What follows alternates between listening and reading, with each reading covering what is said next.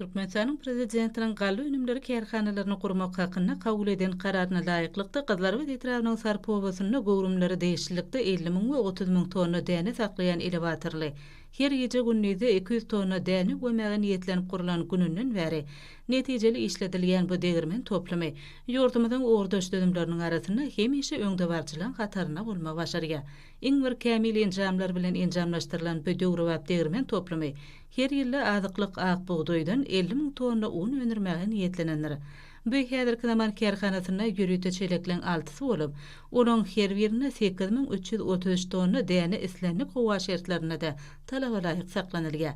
Degirmen toplumynyň önümçilik bölümi, elektrik PKD, suw arasylyjy desga däne ýükläp düşürmäge niýetlenen bölüm, ammar jaýlar we beýlekler bu ýerde günnelik işleri netijeli ýola goýmaga giň mümkinçilik berýär. Dünýäň kämil tehnologiýalar bilen enjamlaşdyrylan bu desgadaky işleň ählisi ýaly kompýuter ulgamy arkaly dolanyrylýar. Kärhana demir ýol şahamçasy we awtolog ýoly barýar.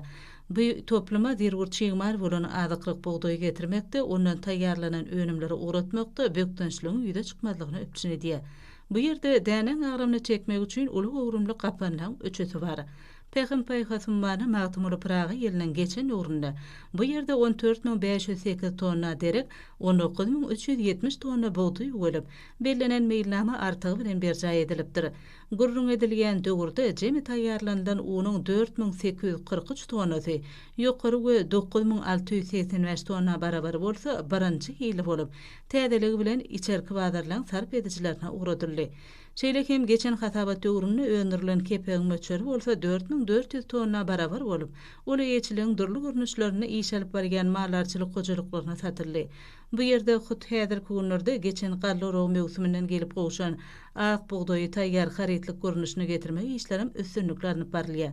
Gurrun edilýän hatabat döwründe azyklyk däne gömek baradaky meýilnamalaryna 134 töterüm höttün ilmek başaran toplumyň hünärmenleri Türkmeniň ak buğdoýyny gaýtadan işläp, zerur önümler taýýarlamakda ýokary önümçilik görkezlerini kazanmaga ähli mümkinçilikleri bolan kärhanada zähmet çekmäge döredip berýän giň şertler üçin gahrman arkadagymyza hem-de arkadagy gahrman serdarymyza alkyşlaryny beýan edýärler.